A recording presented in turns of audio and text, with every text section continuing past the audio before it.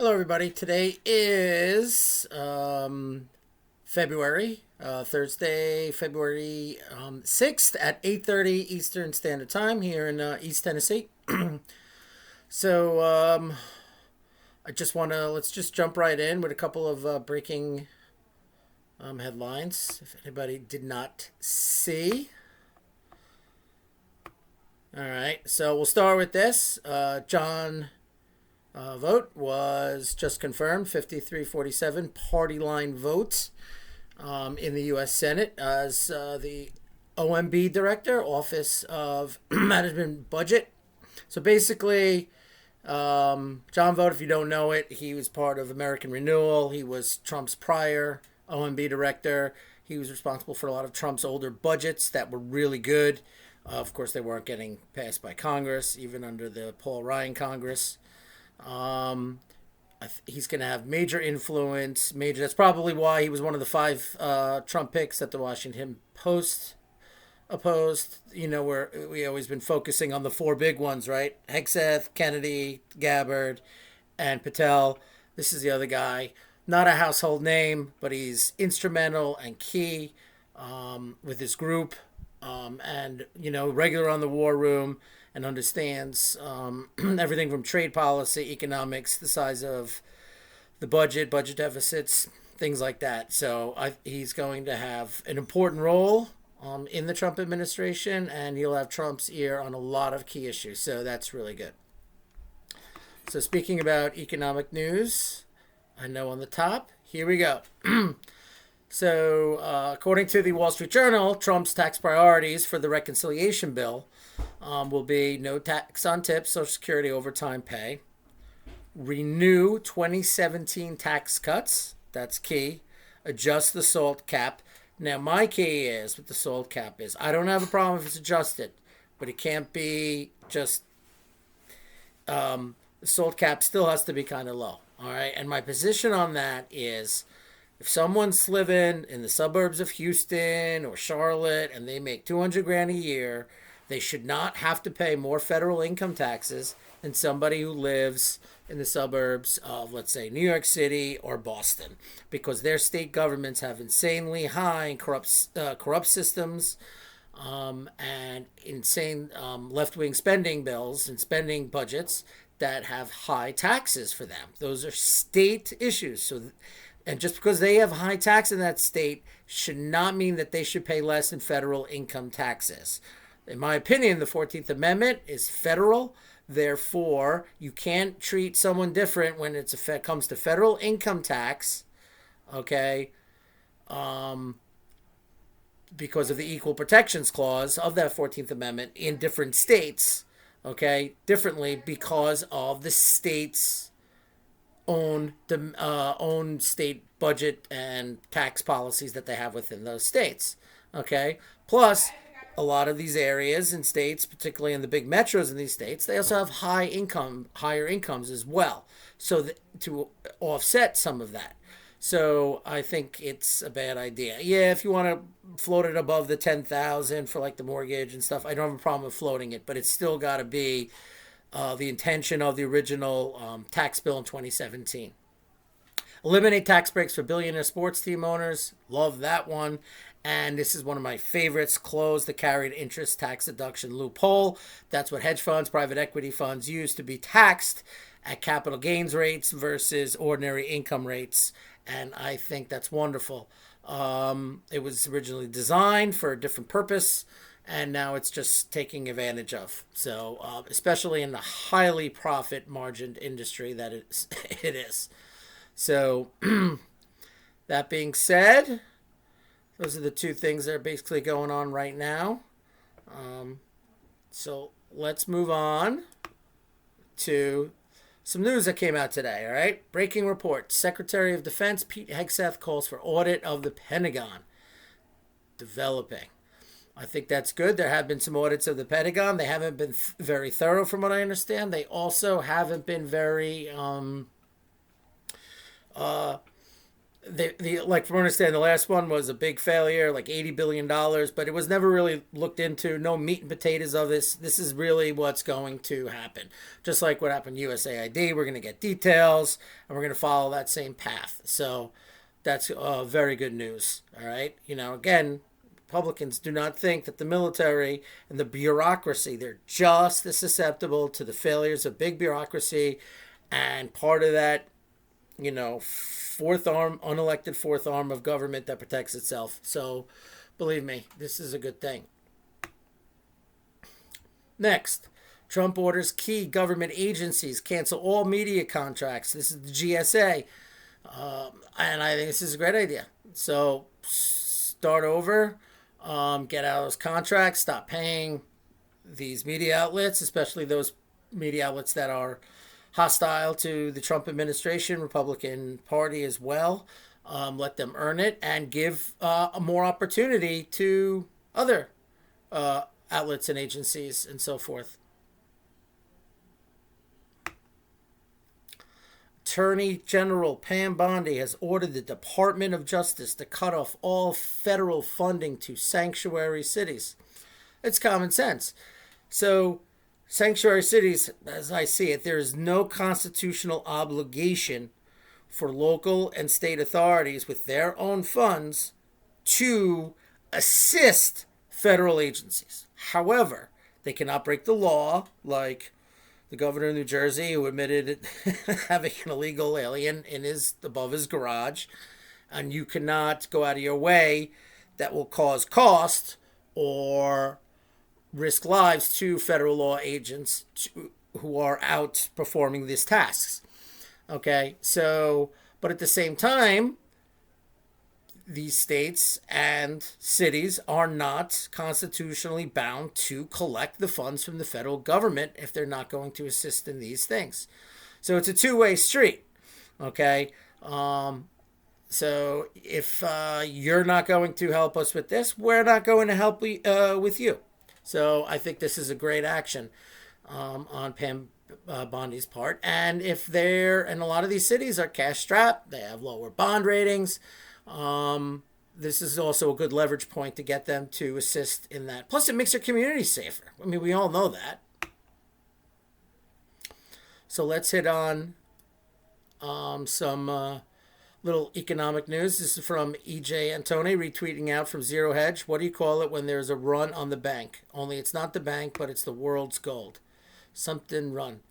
So as you see here, boom. Basically, it's for metals and so forth shooting up over the last several months. What's going on? Now, these were key, COVID, a couple other areas, but now there's a huge spike on that. So, what's causing it? I don't know. I think central banks maybe fear and big private institutions fears of Trump coming in. What's going to happen with these tariffs? What's going to happen with certain international foreign policy? So, it's creating uncertainty. So, every time you get uncertainty, you get volatility, whatever the market might be.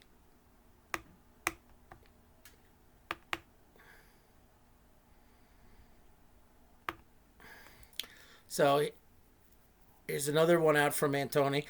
Last year, only 9.3% of metro areas saw job growth, while unemployment rate rose in 68.4% of metros. Labor market over for several years has been skewed, with relatively small section of the country seeing all job growth and many areas still below pre-pandemic employment levels.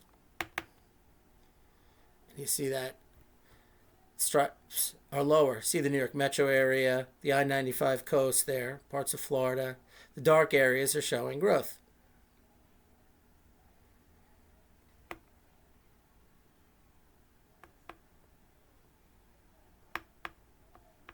So let's talk about that last slide. So that last slide with the unemployment. Now, I remember back in 2021 with the COVID, well, I'm going to call it fear, started to dissipate. Okay. And through 2022, we would get some recovery job numbers, particularly in hospitality, and certain jobs coming back that were let go. It's not like they were created. They were eliminated by the shutdowns, and then they came back. That's not really job creation in my point under the Biden administration. It was more like job recovery. Okay. But if you look at the new job creations, I don't remember when it was point, but it was like, during sometime in 2022 up to that period, pointing out, like there was a certain period where only 383 jobs were created in lockdown states, blue states, and red states saw 1.3 million in job creation. So I'm not surprised by that. First of all, you have a lot of states that are bleeding population. They're keeping up with population through immigration growth.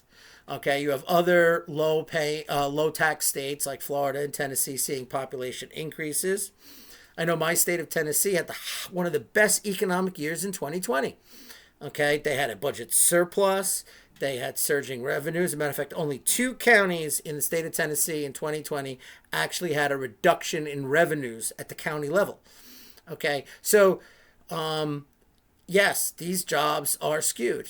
You have, the elite white-collar jobs in these big metros. They're just keeping up with themselves. But because there's no agricultural expansion, energy expansion, manufacturing expansion, no big companies are moving to those states. If anything, the bigger companies are moving out of those big blue areas, okay? So, yeah, you're going to see unemployment. So when you see the unemployment number, when they come out every month, by the way, which I always have to revise down because they're wrong, okay, so it was always worse. Believe me, that was intentional during the Biden years, especially through 2024. All right, and then 2023, in 2024, for 2023, we had that 800,000 job revision down. And that was on top of the other revisions on a monthly basis down from the prior month. So but if you look at all those reports on a regional basis or a state-by-state basis, bluer states were seriously lagging behind the red states. So, and they have different types of industries and so forth, but yes, that in certain metros within certain states. But you notice it was below or at pre-pandemic levels on that chart were basically that I-95 corridor, except D.C., of course, because all the big money and the grift that is known as D.C., as we now have learned with USAID. And I'm not going to get into it because we all have seen all the ridiculousness with that. But there's one thing with that I wanted to point out. Let's see if I can find that slide. Oh, here we go. Where U.S. aid from USAID is going in fiscal 2023. This is by nation, but look at that, the grift.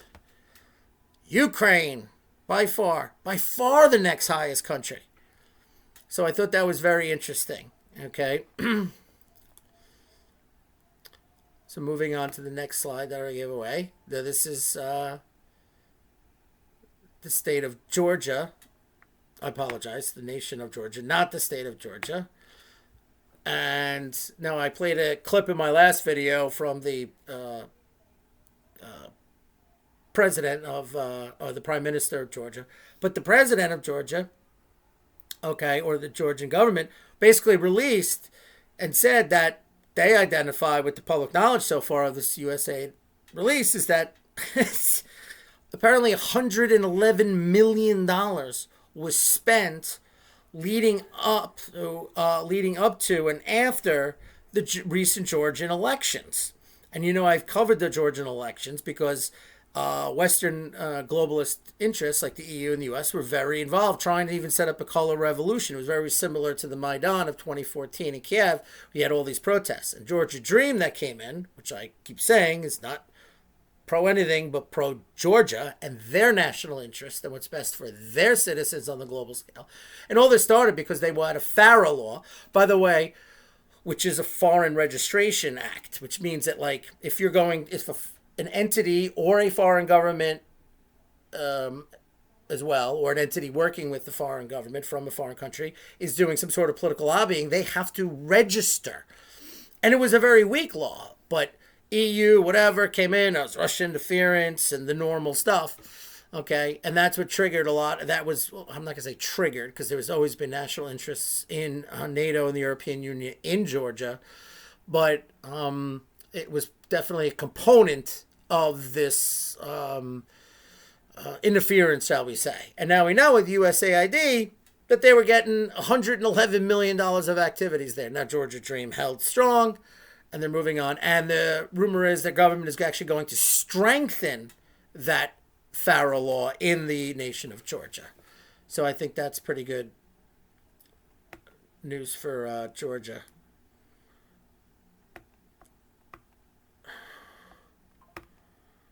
Six. All right. So we got here.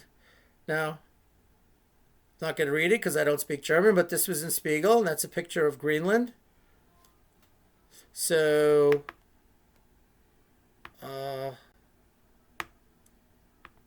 what basically is? Basically, out of Germany, basically they're saying that they're pushing for NATO troops to be stationed in Greenland. Now, let's think of these because of what's going on with Trump talking about acquiring Greenland in some sort of way. How would that work? One, U.S. is part of Greenland. Two, the big military base there is American military base. How are they going to sustain those troops? They just drop off 100 British troops or Dutch troops somewhere, Danish troops. Are they going to engage American troops if something happens in an acquisition? Okay, you're going to have Article 5 against Article 5. No, that doesn't work.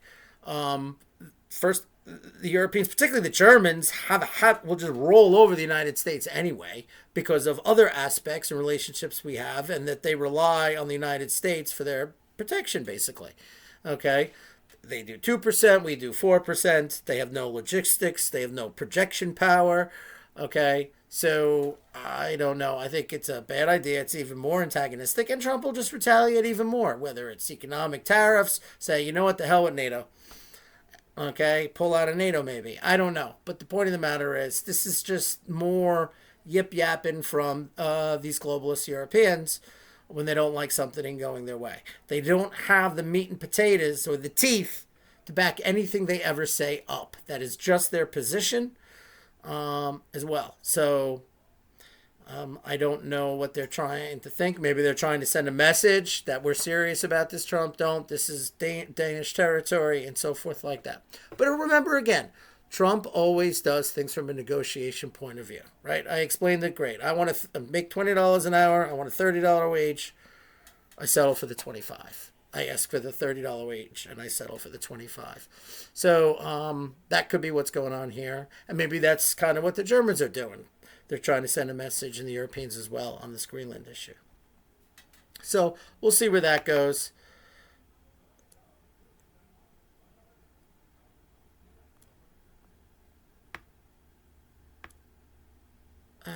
So we'll do a little Ukraine right here. So this is up in the Kharkiv region, the Oskol River. The Russians keep building a bridgehead to the west of the Oskol River. Now, what's interesting about that, you have a front to the north in Volchansk, which they're still fighting over, which has been completely leveled. It's insane. I've posted videos of it. And also Kupiansk, a little to the south. Okay, and those are areas. But the more they go west, and there's another decent city called Burkol, I believe it's called. And by pushing west in this area, it's going to force either Ukraine to pull from those areas to hold this beachhead, or it gives the Russians more flexibility to go in multiple different directions and add additional pressures around Kupiansk and Volchansk and so forth. So I just wanted to share that with you in the Kharkiv region.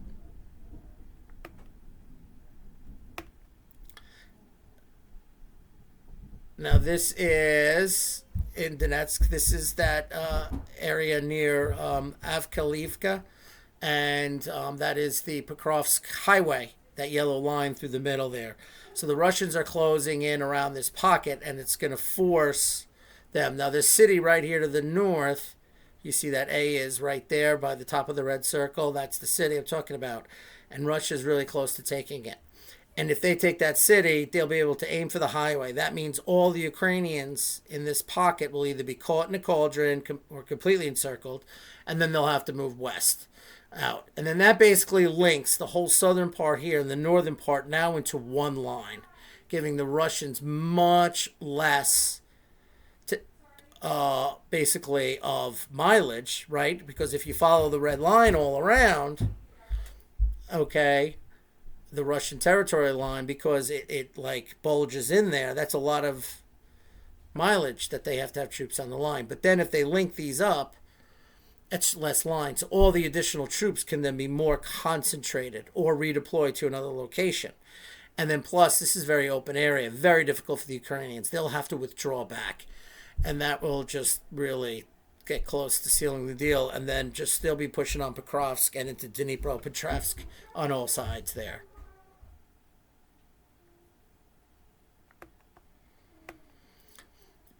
All right. This is also up in the Kharkiv region. This is just south of that other area I showed you in of the Oskol River. So this is Kupiansk, where it looks like the Russians are making several breakthroughs out of that area. Again, they can merge with that other force to the north by the Oskol River.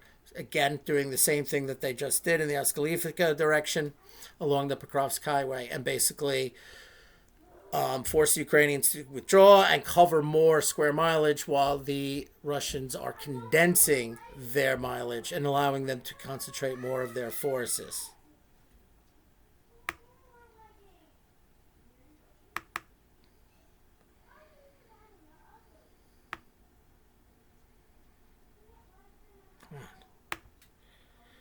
All right, this is another map of that Oskolivka direction I was talking about, and then they break down the city. That was that city I showed you with the red by the red circle where the A was. See, they got like the eastern part of the city going on, and they're driving there, and you can see they're putting pressure all over. It's a matter of time before they'd have to pull out of this city. Ukrainians, these two cities just south of Alivka, and like I said, linking up.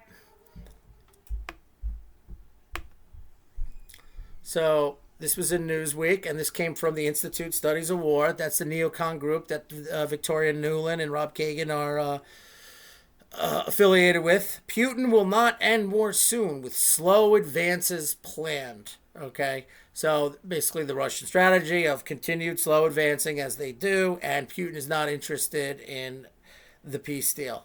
Now, I thought it was interesting that this came out yesterday in Newsweek, and then we have the leak that the Daily Mail put on. Trump peace plan for Ukraine is leaked. Talks with Putin. Ceasefire by Easter and an end to Zelensky's NATO dream among details report. This was just this afternoon. And then this was the components of Trump's Ukraine peace plan. Trump aims to have Zelensky agree to a ceasefire by April 20th, stopping Russia's advance. Ukraine would be barred from joining NATO under the plan. Kiev would recognize Russian sovereignty over annexed lands and withdraw troops from Kursk, that's Russia proper, the Kursk Bulge. European, possibly British troops would police a demilitarized zone with no U.S. involvement. Well, that would have to be key there.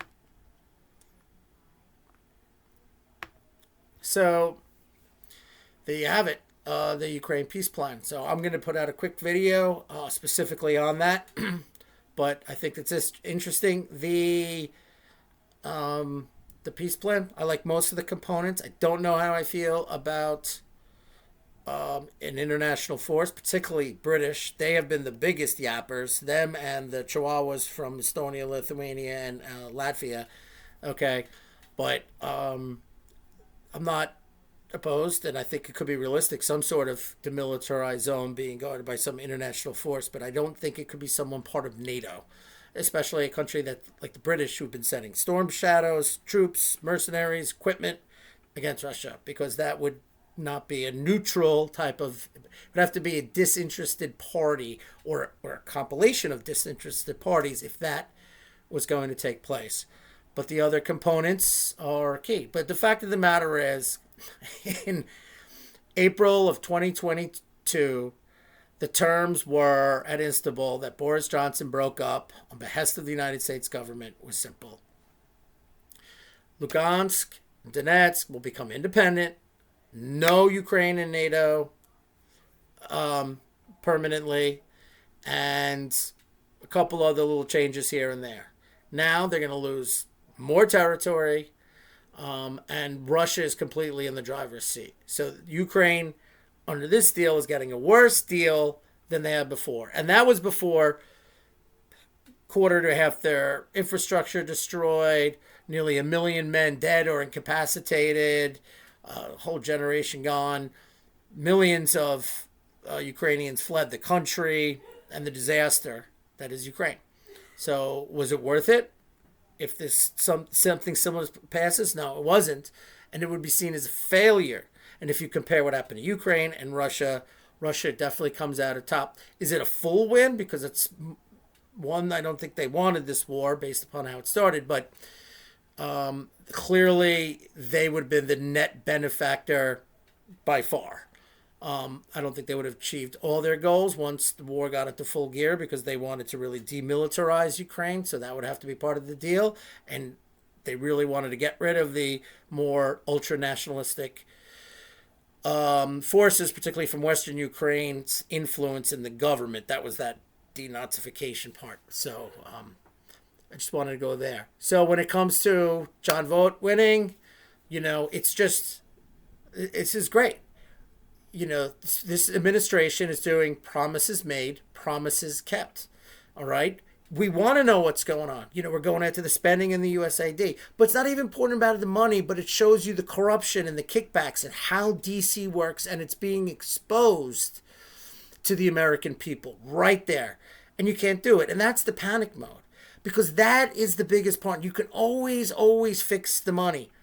It's the system that needs to be broken. The complete dismantling of the administrative state, okay, which is an unelected fourth arm of government that thinks it can do what it wants, and it's self-serving, like all bureaucracies and institutions becomes a leviathan. So I think it is wonderful to do that. Sanctuary cities, we won't help you with this if you don't help us with that. Let's play that game. Love it. Okay. Pete Hegseth with the audit in the Pentagon. I think that's a great idea. I said that before, but I just want to reiterate it. This time it'll have the teeth, and hopefully they'll expose it. Oh, we paid 3 times the going rate for this piece of equipment. We paid 4 times the rate for this. We threw all this money into this research project because the defense contractor who funded this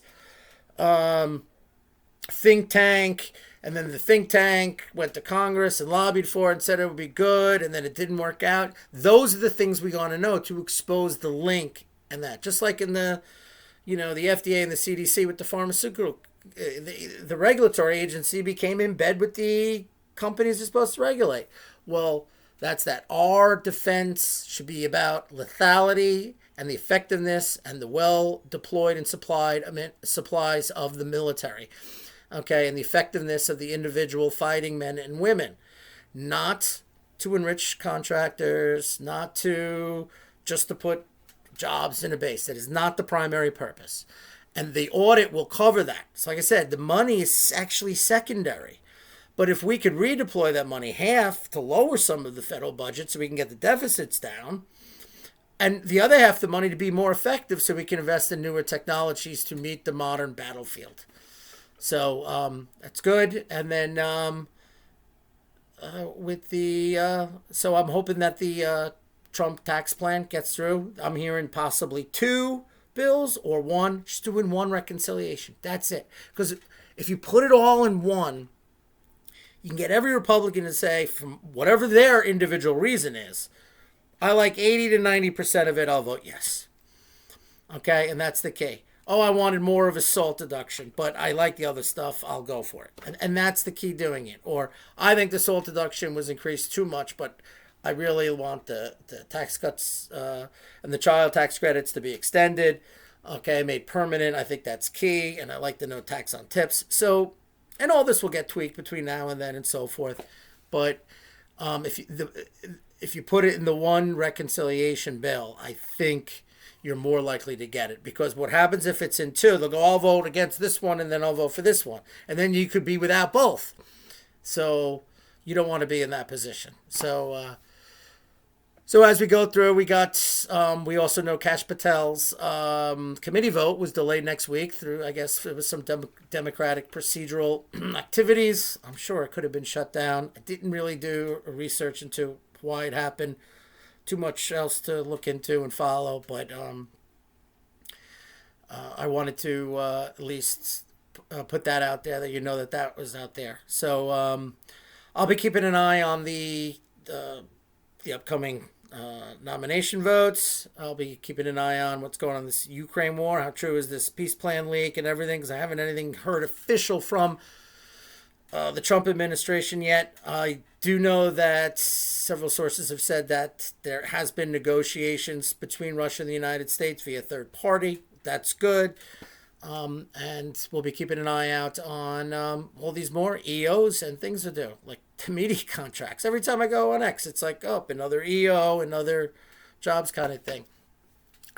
The other news was that they blocked, judge had blocked temporarily, I guess, to agree, some of those federal volunteering with the 8-month buyout of jobs. They got the 8-month severance pay if they resigned. I heard that's anywhere between 40 and 60,000 who have accepted that they've even extended that, but there's some legal shenanigans going on with that. So I'll keep an eye, see how that continues to go. But I like it. Keep bringing down this administrative state. Keep putting pressure on the Democrats so their heads start spinning and they don't know what to do. Keep putting pressure and looking out for the American taxpayer and make smart decisions on foreign policy.